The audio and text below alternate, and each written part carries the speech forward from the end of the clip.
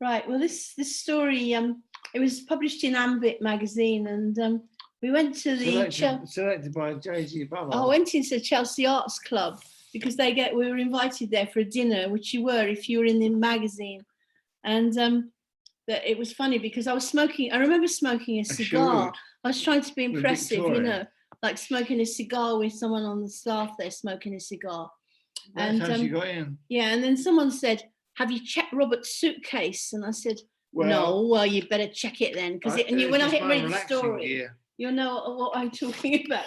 It's called dressing up. Yeah, it's to do with identity. Okay. She pored over the velvet golden fruit stitched into the hem, a tree of life on the bodice, rubbed her finger across the worn down patches across the seat and round the breast. Hers had been full when she wore it, of Anton's milk, almost cream as she lowered the bodice and fed him, his little fish mouth taking her in like plankton. A hungry baby, always ready for more. His 6'3" frame now just proved it. The advantages of mother's milk over bottle feed, sometimes fashionably disputed when this or that company wished to increase their profit. It always came back to the same facts, really, that mother's milk was best, and Daniel said she never looked better than when she was wearing this Mother Earth maternity dress with small pleats falling from a simple yoke above the breast, with buttons for easy access, so much so that he never would allow her to get rid of it. Many Scouts jumble sales and church bringer-buyers later, it was still hung up in state in the wardrobe. The teat, she called it. She'd lost so much weight since. In the early days, she had to diet, but now it was simply middle age that was shrinking her. Daniel was sipping his whiskey and soda in the worn leather armchair and listening to Tannhauser. She studied his familiar face, the pale blue eyes, aquiline nose, and rather fulsome lips inherited by Anton. His head and limbs moved ever so slightly in time to the music, and his cheeks were reddened by the earlier activities in the loft. It was his hobbies area. Jennifer never interrupted him when there. It was a good place for him to relax, and where he kept his stamp collection. He'd been tidying up a bit, and she heard the sound of his mini hoover purring over the carpet. There were still beads of sweat on his forehead, where the few remaining strands of iron grey hair had flopped down, despite being moosed for work. He didn't have a bad body, really, for a man of 58, a bit overweight, it was true, but generally he kept fit, often cycling and jogging after working in the city all day. It was he who refused to let her get rid of the dress. Every time the subject arose, he had the same expression on his face, one of outrage and regret that she should even dream of it. Even when Anton and his friends were scouring the place with jumble, he vetoed its removal. He always turned up the page in the baby album when she first wore it with a huge lump under the yoke, looking a little bit uncomfortable and having to face up to the camera lens when she was 8 months gone. My beautiful Madonna, he called her. How could she ever want to get rid of it, worn during the gestation period for their only child? Daniel scrutinised her as she took it upstairs. He hoped that she would take good care of it, spray it for moths and brush out the dust. Someone in need at the church could never be relied upon to appreciate a dress of this quality. He had bought it in Laura Ashley's as a surprise. Jennifer would never have allowed that kind of expense, not just for the duration of a pregnancy. He would check later to see if it was hung back in his wardrobe, her wardrobe. It would be just like her to stow it away in an old packing case or in the glory hole. He decided to check without mentioning it to her, as it would only cause trouble. It was their wedding anniversary on Saturday. As Jennifer went upstairs, carrying a waft of perfume in her clothes and hair, jasmine like her wedding bouquet, she smiled a little. Poor Daniel. He was always the dandy then, immaculate in a blue velvet jacket and silk shirt, a good foil for her white brocade. Then his bespoke suits for the office were always cashmere and wool in the winter. She glanced at the photos in the bedroom, the engagement party, the wedding, and finally the christening, with Anton propped up with his charming Titian curls and embroidered white romper suit. Daniel was more a shadowy figure here, playing the proud father never really suited him. They decided to stop at one. the expense, their time, etc. Daniel crossed the landing and glanced into Jennifer's room. She was there all right, but where was the dress? He waited until she went into the bathroom before sliding in and checking the wardrobe. Yes, just as he thought. It was not hanging up, but folded and placed on top with her sweaters. He removed it and opened the door to his room. He would hang it up properly with a plastic dust cover. Once inside, he found himself climbing the stairs to the loft, his loft. The dress was folded lovingly in his arms. He placed it carefully on the chest of drawers, then slipped off his tracksuit, vest and pants, and gently pulled it over his head. There was no time for underwear. His face a mask as he applied his makeup, his carmine lipstick. He rouged his cheeks over the foundation. Cream, he must be putting on weight despite his workouts. The waist was very tight. He smoothed out the folds and adjusted it, leaving one button open to allow movement. Yes, that was better. His golden fruits, the tree of life. He resembled a French count as he put on his wig. They knew how to dress in those days. He was handsome. Oh, yes, he was handsome. He sighed as the little tremors of pleasure shook him gently. Then the moment of bliss. He pressed his lips to the mirror and kissed himself at his moment of ecstasy, leaving a red imprint, the mark of his passion. Now for some music, jazz. The cassette was easily slotted in. The very thought of you spiraled on its axis as he turned lightly around the room, humming to himself.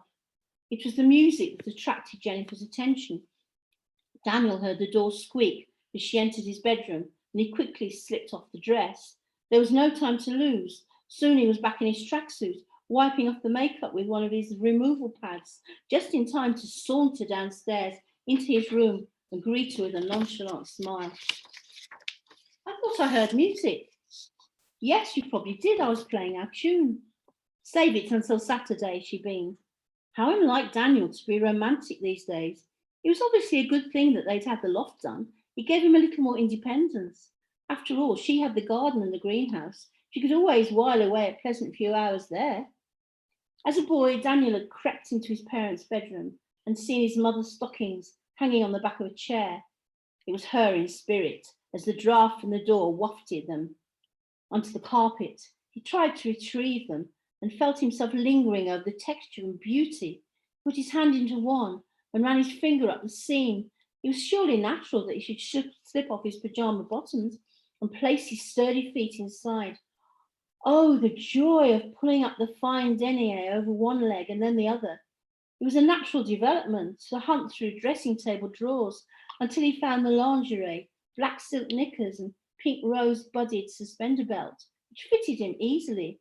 Next, it was her long lambskin gloves and velveteen hat with a veil, which she wore on very special occasions. How he had enjoyed the spectacle of himself, dressed to kill in the three-ways mirror. Nobody had ever discovered him. He was far too stealthy for that, remembering exactly where to put things. Only once had he made a ladder in the stockings. No one realised it was him. His mother blamed it on a doornail, and his father hammered it down. It was cobwebs on the back of his tracksuit that she found in the washing basket a few days later that made Jennifer think that perhaps his den may be deteriorating. Men were all the same, couldn't clean properly to save their lives. Armed with a vacuum, she began to climb the stairs to the loft. It was then that she saw him fingering the dress. She didn't try to distract him, but watched. He slipped it over his head. The pleats fell into place. He turned in the mirror. Then he adjusted that ridiculous wig from the Oxfam. She didn't know he was into theatricals. When she had mooted the subject of joining the local players, he showed no interest, saying he preferred the real thing on TV. He crushed his feet into red wet-look boots, a pair that had been around for years. She almost laughed out loud. He was posing like a pantomime dame. It was what he did next with his hands that turned her easy laughter into tears. How could he? She retreated down the stairs, out through the kitchen door, into the garden and her domain, the greenhouse. She sat on the floor with her head in her hands and sobbed. It was dark before she realised she'd been there for a good 2 hours. I've been looking for you, he said. She came indoors. Where on earth have you been? I've just this minute made tea. I got carried away with the geraniums. There's no accounting for taste, he smirked, and handed over the lady grey. Jennifer sipped it gratefully and nibbled on a buttered scone that she offered her on the Royal Dalton. He knew how to do things in style, certainly. She glanced at the grandmother clock in the corner. 6 o'clock already. I must prepare the pizza bases. The other Anton's a vegetarian. Oh, I forgot to air his bed. Daniel smirked as he slipped back his fallen curls. I never expected our son to be alternative.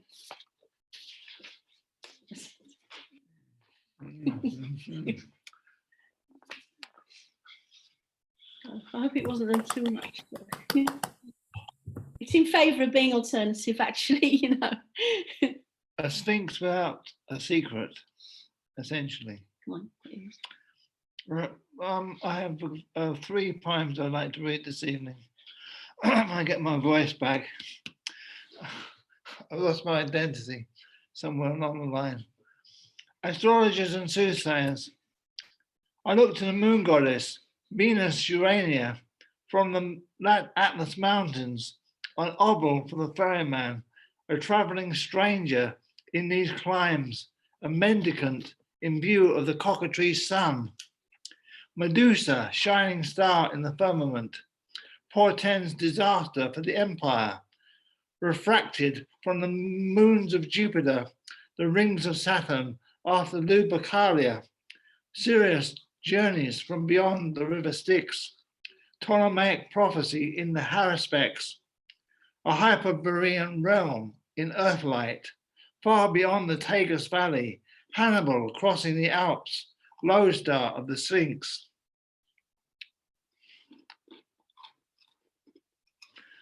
Lamasery in the Himalayas, a transcendental export from Genesis, following the shepherd into the hills, soothsayers and shaman, crystal gazers, stargazing into the heart of Egypt, from the sepulchre of Jesus Christ, Christ Jesus, ascending imaginary cloud, the mountains of Galilee, paradise, a Turin shroud of smoke rising above the terra incognito, Gaza, fragments of Holy Writ in Constantinople, crossing the Pyrenees to the horizon, traveling from Canterbury to Jerusalem, archangelic sepulchre of the Logos, turning within the clepsydra of time.